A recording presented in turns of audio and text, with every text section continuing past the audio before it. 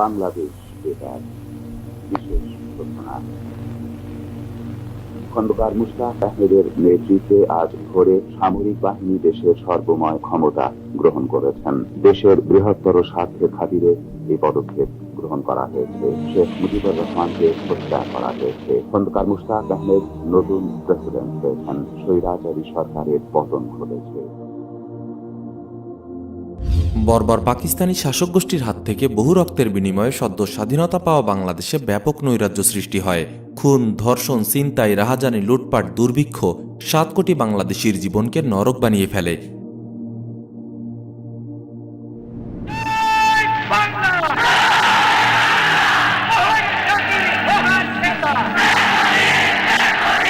শেখ মুজিবুর রহমান তার ক্যারিসমেটিক নেতৃত্বের মাধ্যমে বাঙালিকে স্বাধীনতার সংগ্রামে উদ্বুদ্ধ করেছিলেন। কেবল তাকে ভালোবেসেই অসংখ্য বাঙালি ৭১-এর মহান মুক্তিযুদ্ধে ঝাঁপিয়ে পড়েছিল। কিন্তু স্বাধীন দেশের নৈরাজ্য ব্যবস্থাপনায় শেখ মুজিব দক্ষতার পরিচয় দিতে পারেননি। উল্টো তারই বহু নিকটাত্মীয়দের বিরুদ্ধে ক্ষমতার অপব্যবহার ও লুটপাটের অভিযোগ ওঠে। এমন এক বাস্তবতায় বাংলাদেশ সেনাবাহিনীর কিছু জুনিয়র অফিসারদের হাতে তিনি নিহত হন। ৭২ সালে স্বদেশ প্রত্যাবর্তনের পর শেখ মুজিবুর রহমানের রাজনৈতিক জীবনে কিছুটা অস্থিরতা পরিলক্ষিত হয়। একদিকে তিনি ভারতের সাথে গোপন ৭ দফা চুক্তির ভিত্তিতে রক্ষী বাহিনী গঠন করেন, ২৫ বছর মেয়াদী ভারত বাংলাদেশ মৈত্রী সহযোগিতা চুক্তিতে স্বাক্ষর করেন।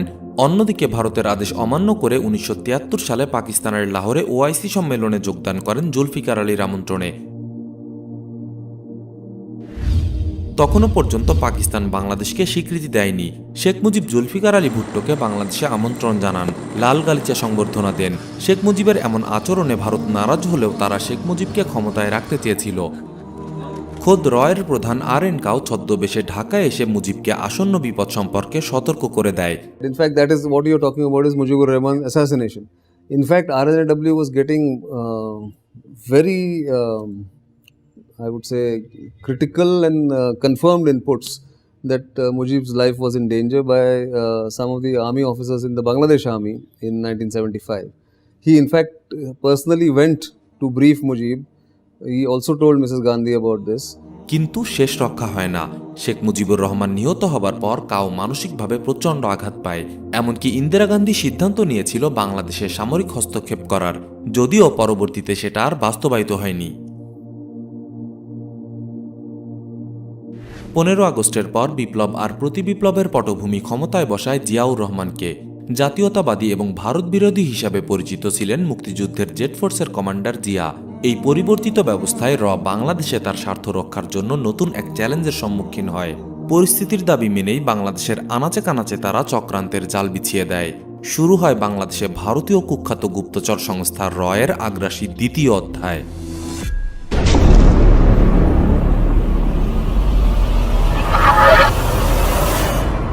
বাংলাদেশে রয়ের মায়াজাল।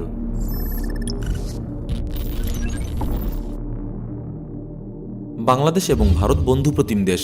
বাংলাদেশের সাথে ভারতের রক্তের সম্পর্ক, এমন কথা বারবারই শোনা যায়। Our relations are set in blood. আমাদের সম্পর্ক রক্ত সম্পর্ক।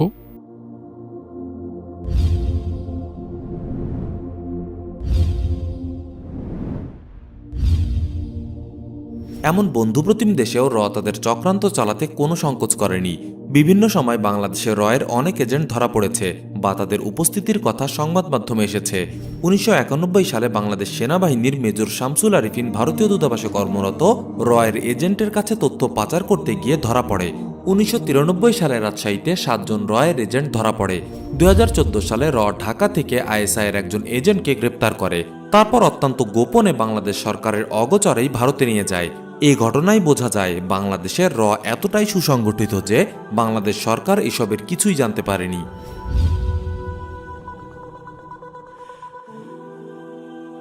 বাংলাদেশে রয়ের তৎপরতা আছে কিনা তা সবচেয়ে ভালো বলতে পারবে বাংলাদেশের গোয়েন্দা সংস্থাগুলো। বাংলাদেশের সর্বোচ্চ দুটি গোয়েন্দা সংস্থা এনএসআই এবং ডিজিএফআই এর অনেক সাবেক মহাপরিচালক বাংলাদেশের রয়ের উপস্থিতির ব্যাপারে বিশদ আলোচনা করেছেন। এনএসআই এর সাবেক মহাপরিচালক অবসরপ্রাপ্ত ব্রিগেডিয়ার আমিনুল হক বীর উত্তম বলেন, বাংলাদেশে ভারতের লক্ষ্য সর্বব্যাপী, তাই অন্যান্য গুপ্তচর সংস্থা থেকে রয়ের তৎপরতা অনেক বেশি। ডিজিএফআই এর সাবেক মহাপরিচালক অবসরপ্রাপ্ত major general M A Halim বলেন, আমাদের দেশের প্রায় সব গুরুত্বপূর্ণ সেক্টরে তাদের অনুপ্রবেশ ঘটিয়েছে। প্রিয় দর্শক, লক্ষ্য করুন, আমরা বলছি ডিজিএফআই এবং এনএসআই এর মতো সর্বোচ্চ গোয়েন্দা সংস্থার প্রধানদের কথা। বাংলাদেশের রয়ের মিশন কি? চলুন তাদের মুখেই শোনা যাক, যারা এ ব্যাপারে সবচেয়ে অভিজ্ঞ, যাদের বছরের পর বছর কোটি কোটি টাকা খরচ করে গড়ে তোলা হয় শুধুমাত্র এই বিষয়ে অভিজ্ঞ হবার জন্য। এনএসআই এর সাবেক মহাপরিচালক অবসরপ্রাপ্ত মেজর জেনারেল গোলাম কাদের পিএসসি বলেন, বাংলাদেশের রয়ের অন্যতম লক্ষ্য হল বন্ধুপ্রতিম দেশগুলোর কাছ থেকে দূরে সরিয়ে এনে ভারতের উপর নির্ভরশীল করে তোলা। ডিজিএফআই এর সাবেক মহাপরিচালক অবসরপ্রাপ্ত major general M A Halim বলেন, ইসলামপন্থীদের স্বাধীনতা বিরোধী শক্তি হিসেবে প্রচার করার পাশাপাশি বাংলাদেশকে মুসলিম দেশসমূহের প্রভাব থেকে মুক্ত রাখাও হচ্ছে রয়ের অন্যতম লক্ষ্য। এনএসআই এর সাবেক মহাপরিচালক অবসরপ্রাপ্ত ব্রিগেডিয়ার আমিনুল হক বীর উত্তম বলেন, রয়ের মূল লক্ষ্য হল বাংলাদেশে ভারতবৈরী কোনো শক্তির সাথে এমন কোনো সম্পর্ক গড়ে না ওঠে যা এ অঞ্চলে ভারতের আধিপত্য বিস্তারের পথে বাধা হয়ে দাঁড়াতে পারে। অবশ্য ভারত এজন্য সবসময় বন্ধুভাবাপন্ন বাংলাদেশের কথা বলে। আসলে এই বন্ধুভাবাপন্ন কথার অর্থ হচ্ছে বাংলাদেশ এমন পররাষ্ট্রনীতি সমরনীতি গ্রহণ করুক যা ভারতের নীতি আদর্শের সমান্তরাল। ডিজিএফআই এর সাবেক মহাপরিচালক অবসরপ্রাপ্ত মেজর জেনারেল মোহাব্বতজান চৌধুরী বলেন, বর্তমান প্রেক্ষাপটে বাংলাদেশের রয়ের মূল লক্ষ্য হচ্ছে কি করে বাংলাদেশকে ভারতের প্রভাব বলয়ে রাখা যায় এবং কিভাবে বাংলাদেশকে চাপ দিয়ে ভারতের অর্থনীতিকে সাপোর্ট দেওয়া যায়। কৌশলগতভাবে ভারত চাইবে আমাদের দেশকে তাদের পণ্যের বাজারে পরিণত করতে, আমাদের দেশের মাধ্যমে এক প্রান্ত অর্থাৎ মূল ভারত থেকে উত্তর পূর্বাঞ্চলের 7টি রাজ্যে মালামাল, সামরিক সরঞ্জাম ও প্রয়োজনে এনইএফএ তে নিয়ে যেতে। এতে ওখানে যে ইনসার্জেন্সি চলছে তার দমন সহজ হবে বলে তারা মনে করে। এছাড়া ভারতের আরেকটি স্ট্র্যাটেজিক লক্ষ্য হচ্ছে বাংলাদেশের সমুদ্র বন্দরগুলো ব্যবহার করা, এবং যেহেতু এই অঞ্চলে ভারতের কলকাতা বিমানবন্দর আগের মতো কার্যকরভাবে কাজ করতে বা লোড নিতে পারছে না, তাই তারা ভাবছে চট্টগ্রাম ও চালনা নৌবন্দর ব্যবহার যদি নিশ্চিত করা যায় তাহলে তাদের কাজ যেমন সহজ হবে, তেমনি স্থলবেষ্টিত উত্তর পূর্ব ভারতেও তারা সহজে পণ্য বা সমর উপকরণ পাঠাতে পারবে। ডিজিএফআই এর এই সাবেক মহাপরিচালক মনে করেন, রয়ের মাধ্যমে ভারতীয় নীতি নির্ধারকগণ অখণ্ড ভারত প্রতিষ্ঠার দিকে অগ্রসর হচ্ছে। তাহলে বাংলাদেশের রয়ের মূল লক্ষ্যগুলো হল: 1. অনুগত দাস সরকারকে ক্ষমতায় রাখা, ইসলামী শাসন ব্যবস্থার প্রভাব বলয় থেকে বাংলাদেশকে মুক্ত রাখা। 2. ট্রানজিট। 3. সমুদ্র বন্দর। 4. শিলিগুড়ি করিডর বা চিকেন নেককে সুরক্ষিত রাখা, উত্তর পূর্বাঞ্চলীয় 7টি রাজ্যের নিরাপত্তা নিশ্চিতকরণ। 5. বাংলাদেশকে অর্থনৈতিকভাবে শোষণ করা, বাংলাদেশকে ভারতের খোলা বাজারে পরিণত করা। 6. বাংলাদেশ দখল করে নিয়ে অখণ্ড ভারত প্রতিষ্ঠা করা। The RSS still believes that one day these parts, which have for historical reasons separated only 60 years ago, will again through popular goodwill come together and Akhanda Bharat will be created.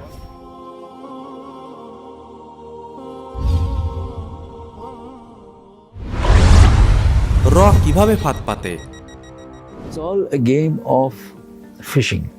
You go out on fishing expeditions, as it were. You know the area you want to cover. You know that you try and see who are the people who are working there. You find out their addresses. You do homework before that, all sorts of homework, and you try and find out which is the club he visits, which is the bar he goes to, where does he shop. So you do a lot of recce of a prospective target. You're going into hostile territory. You're working against the law of that country. You're going to suborn a good man to become a spy. He's scared. He has to have enough reasons to do that. Or you should have the ability to convince him that he has the reason. Both kinds of people exist. One is the ideological person who will do anything for ideology. But usually the guy who is in need of money is easier to recruit. DGFI এর সাবেক মহাপরিচালক অবসরপ্রাপ্ত major general মোহাব্বতজান Chowdhury বলেন, রয়ের agent নিয়োগের কৌশল 3 থেকে 4 রকম হয়ে থাকে। একটা হচ্ছে অর্থনৈতিক সহযোগিতা। অর্থের বাইরে নারী, সুরা এ দুটোর লোভে পড়েও অনেকে ফেসে যায়। মোট কথা, চাহিদার দিকে লক্ষ্য রেখে সেদিকেই বর্ষি ফেলা হয়। ডিজিএফআই এর সাবেক মহাপরিচালক অবসরপ্রাপ্ত major general M A Halim বলেন, রাজনীতিবিদ, বুদ্ধিজীবী, শিল্পী ও শিক্ষার্থীদের বেছে নেয় এবং বিভিন্ন কৌশলে এদের ক্রয় করে। এ ধরনের কৌশলের মধ্যে রয়েছে খেতাব প্রদান, ডিগ্রি প্রদান, বৃত্তি প্রদান, কম খরচে লেখাপড়ার ব্যবস্থা করা ও বিশিষ্ট ব্যক্তিবর্গকে বিশেষ অতিথি হিসেবে নিমন্ত্রণ করে তাকে বিশেষ সম্বর্ধনা দেয়া ইত্যাদি ইত্যাদি। আবার অনেককে ভাতাও প্রদান করে।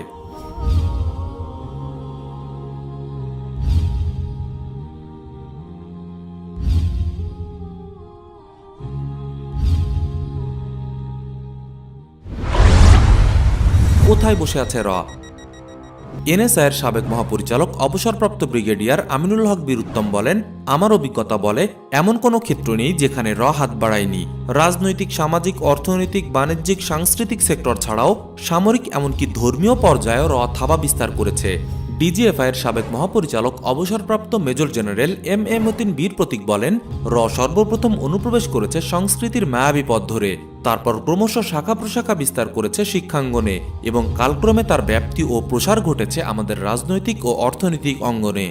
ডিজিএফআইয়ের আরেকজন সাবেক মহাপরিচালক অবসরপ্রাপ্ত মেজর জেনারেল এম হালিম বলেন, এর মাঝে উল্লেখযোগ্য সেক্টর হচ্ছে মিডিয়া, শিক্ষা, সংস্কৃতি, শিল্প, বাণিজ্য খাত। অতি সূক্ষ্মভাবে এসব সেক্টরে অনুপ্রবেশ করে এবং ধীরে ধীরে সকল পর্যায়ে প্রভাব বিস্তার করে। ডিজিএফআইয়ের সাবেক মহাপরিচালক অবসরপ্রাপ্ত মেজর জেনারেল মোহাব্বতজান চৌধুরী বলেন, আরেকটি দিকে বিশেষ নজর দিয়ে থাকে, এটি হলো সংবাদ মাধ্যম ও পত্রিকার কলামিস্ট, কারণ জনমত গঠন বা প্রভাবিত করায় কলামিস্ট ও সাংবাদিকদের ভূমিকা রয়েছে, তাই এই সেক্টরে বিশেষভাবে তৎপর। বাংলাদেশের সামরিক বাহিনী, পুলিশ ও গোয়েন্দা বাহিনীতেও অনুপ্রবেশ ঘটেছে এর। এনএসআইয়ের সাবেক মহাপরিচালক মেজর জেনারেল অবসরপ্রাপ্ত গোলাম কাদের পিএসসি বলেন, সশস্ত্র বাহিনীর পাশাপাশি যে বাংলাদেশের ইন্টেলিজেন্সেও অনুপ্রবেশ করেনি তা নয়।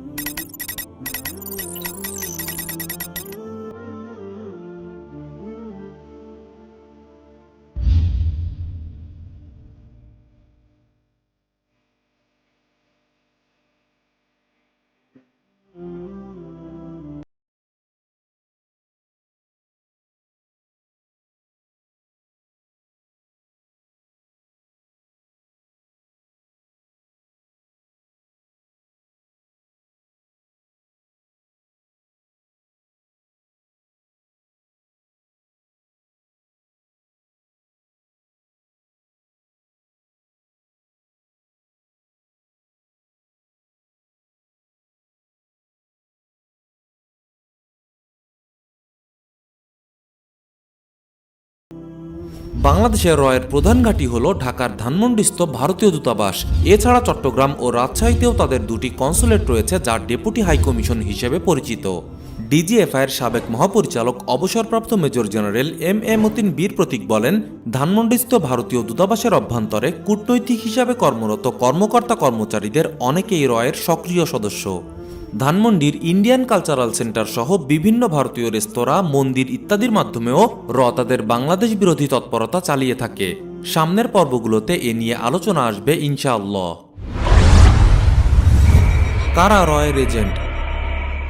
সাধারণত কাদের এজেন্ট বানায় তা নিয়ে আমাদের ভারতের আগ্রাসন সিরিজের ৩য় পর্বে আলোচনা করেছি, ভিডিওটি দেখে নেবার অনুরোধ রইল। বাংলাদেশে মুচি থেকে শুরু করে ধর্মীয় নেতা সবার মধ্যেই রয়েছে এর এজেন্ট, তবে কিছু নির্দিষ্ট পেশা রয়েছে যাদের মধ্যে এর এজেন্ট সবচেয়ে বেশি। অশোক রায়না রচিত ইনসাইড বই, বিভিন্ন সংবাদ মাধ্যম এবং বাংলাদেশের গোয়েন্দা সংস্থাগুলোর মহাপরিচালকদের বক্তব্য থেকে এটা পরিষ্কার যে বাংলাদেশের এর এজেন্ট সবচেয়ে বেশি হবার সম্ভাবনা হচ্ছে ১. বুদ্ধিজীবী, শিক্ষাবিদ, সাহিত্যিক। ২. সাংবাদিক, কলামিস্ট, অ্যাক্টিভিস্ট, পলিসি মেকার। ৩. সাংস্কৃতিক কর্মী।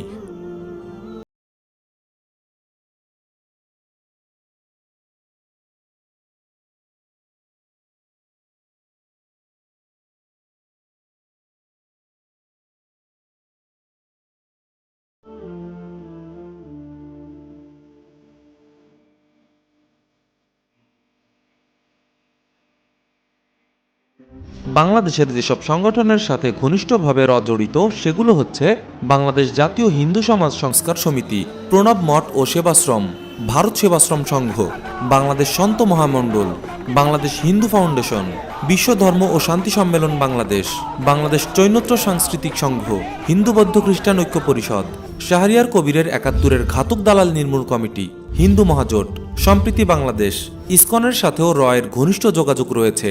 উপযুক্ত সময়ে তার বিস্তারিত আলোচনা হবে ইনশাআল্লাহ। আওয়ামী লীগের সাথে রয়ের বিশেষ সম্পর্ক। তথা ভারতের পছন্দের সরকার আওয়ামী লীগ সরকার। ভারতের গবেষণা সংস্থা অবজারভার রিসার্চ ফাউন্ডেশন বলেছিল, শেখ হাসিনার নেতৃত্বে আওয়ামী লীগ ছাড়া অন্য কারো ক্ষমতায় আসার বিষয়টিকে ভারত উদ্বেগের চোখে দেখে। ডিজিএফআই এর সাবেক মহাপরিচালক অবসরপ্রাপ্ত মেজর জেনারেল এম মতিন বীর প্রতীক বলেন, বাংলাদেশের প্রায় সকল রাজনৈতিক দলের মধ্যেই রয়ের এজেন্ট রয়েছে, তবে আওয়ামী লীগের মধ্যেই রয়ের প্রভাব সবচেয়ে বেশি। মুক্তিযুদ্ধের ৯ নম্বর সেক্টর কমান্ডার মেজর জলিল তার অরক্ষিত স্বাধীনতা পরাধীনতা বইয়ের ৪৪-৪৫ এবং ৪৮-৪৯ পৃষ্ঠায় যা উল্লেখ করেন তার সারমর্ম হল, আওয়ামী লীগের অনেক নেতা কলকাতায় মদ, নারী, জুয়া, দুর্নীতি, লুটপাটে ব্যস্ত ছিল।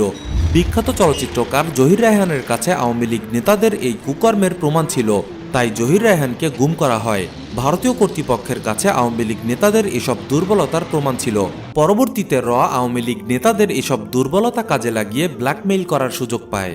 এনএসআইয়ের সাবেক মহাপরিচালক অবসরপ্রাপ্ত ব্রিগেডিয়ার আমিনুল হক বীর উত্তম আওয়ামী লীগের এজেন্টের আধিক্যের ব্যাপারে বলেন, দল হিসাবে আওয়ামী লীগকে যতটা দায়ী করা যাবে তার চেয়ে বেশি দোষী করতে হবে ওই দলের কতিপয় ক্ষমতা ও অর্থলিপ্সু নেতাকে, কারণ এরা মনে করে ভারতের সাহায্য ছাড়া ক্ষমতায় যাওয়া ও টিকে থাকা সম্ভব নয়।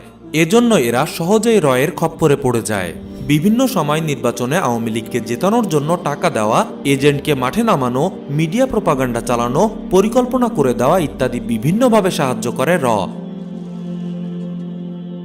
শেখ হাসিনাকে সেনা বিদ্রোহ সম্পর্কে আগাম খবর জানিয়ে দেওয়া এবং প্রয়োজনে সামরিক বাহিনী হস্তক্ষেপের মাধ্যমে তার সরকারকে রক্ষা করার নিশ্চয়তাও দিয়েছিল ভারত তথা বিনিময়ে আওয়ামী লীগ সরকারও ভারতকে ট্রানজিট, সমুদ্রবন্দর, পানি, ইলিশ যখন যা চেয়েছে তাই দিয়েছে।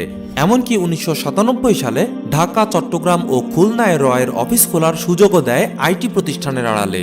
বাংলাদেশের জাতীয় সংসদে এ নিয়ে বিতর্ক সৃষ্টি হয়, এমনকি ভারতের বিভিন্ন পত্রপত্রিকাতে এ খবরের সত্যতা স্বীকার করা হয়। ৭৫ পরবর্তী রয়ের বড় বড় অপারেশন। ৭৫ পরবর্তী সময় থেকে বাংলাদেশে যত বড় বড় অপারেশন করেছে সেগুলো হচ্ছে: ১. শান্তিবাহিনী সৃষ্টির মাধ্যমে পার্বত্য চট্টগ্রামকে অস্থিতিশীল করে তোলা। শান্তিবাহিনী পার্বত্য চট্টগ্রামকে বাংলাদেশ থেকে বিচ্ছিন্ন করে আলাদা রাষ্ট্র গঠন করতে চায়। দীর্ঘদিন যাবৎ এই শান্তিবাহিনীকে আশ্রয়, ট্রেনিং, অর্থ, অস্ত্রশস্ত্র প্রদান এবং আন্তর্জাতিক মিডিয়ায় কভারেজ দিয়ে আসছে। রাঙামাটি ছিল শান্তিবাহিনীর ব্রেইন, হার্ট, আর খাগড়া ছিল শান্তিবাহিনীর নলের আগা। যেহেতু আমরা ত্রিপুরা বর্ডার পেতাম, আমাদের এখান দিয়ে আসতে যেত। আমার শান্তি আলোচনাটাও ইন্ডিয়ার থেকে ওনারা আসতো, আমি তো ওনাদেরকে বর্ডারে যে রিসিভ করতাম, আমি রিসিভ করেছি ওনাদেরকে, এতে তো লুকাবার কিছু নাই। ২. বাংলাদেশ ভারত সীমান্তবর্তী এলাকা খুলনা, যশোর, ফরিদপুর, কুষ্টিয়া, বরিশাল ও পটুয়াখালী নিয়ে হিন্দু রাষ্ট্র গঠন করতে চাওয়া। এটি বঙ্গভূমি আন্দোলন নামে বেশ পরিচিতি পেয়েছিল। ৩. কল্পিত এবং অতিরঞ্জিত সংখ্যালঘু নির্যাতন। তসলিমা নাসরিন ইস্যু সামনে নিয়ে এসে বাংলাদেশকে বিশ্বের দরবারে সাম্প্রদায়িক তথাকথিত জঙ্গি রাষ্ট্র হিসেবে উপস্থাপন করা। ৪. বৃহত্তর ময়মনসিংহ অঞ্চলের গারোদের নিয়ে আলাদা রাষ্ট্র গড়ার মিশন। এটি গারোল্যান্ড আন্দোলন নামে পরিচিত। 5.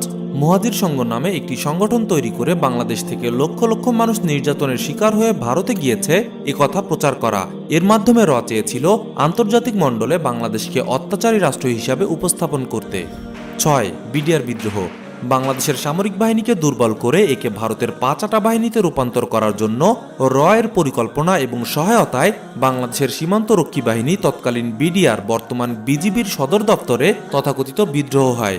২০০৯ সালের ফেব্রুয়ারিতে সংগঠিত এই বিদ্রোহে ৫৭ জন সেনা অফিসার নিহত হয় এর এজেন্টদের হাতে। সেখানে ৯টা ১৫তে একটা পিক আপ ভ্যান ওখান দিয়ে ঢুকেছে, সিভিল পিক আপ ভ্যান, যেটার ভিতরে ১১ জনের মতো সৈনিক ছিল, আর্মড, এবং তাদের এই উচ্ছৃঙ্খল পোশাক, যেটার সাথে বিডিআর এর কোনো সাদৃশ্য নেই, এই ধরনের পোশাকে ওরা ওখানে ঢুকছে।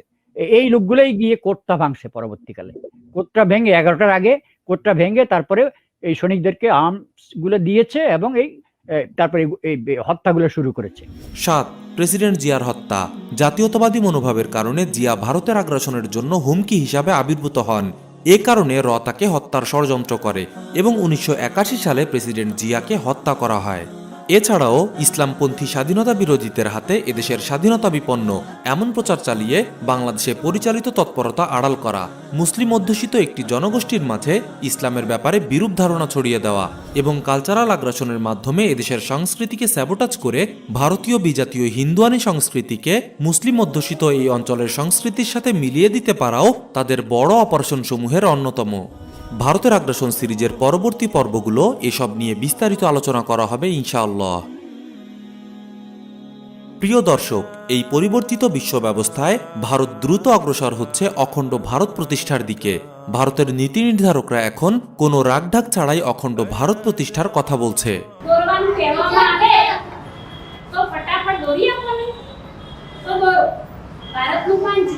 તમે તમારે ચેક કરવાનું છે કે નીચેની બાબતો તમારા માનચિત્રમાં તમે દર્શાવી છે.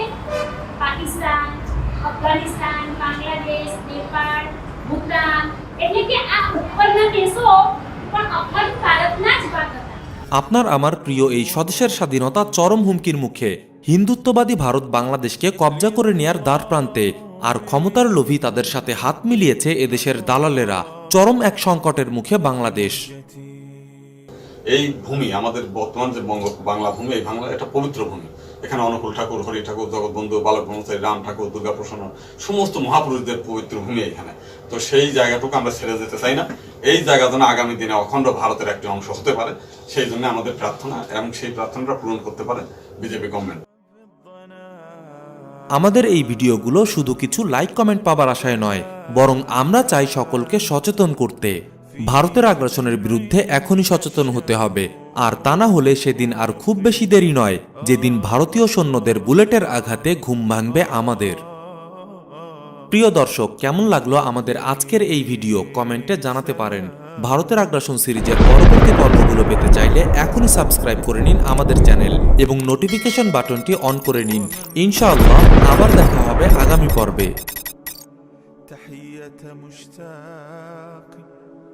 كثير التعلق تحية مشتاق كثير التعلق جرى ذكر من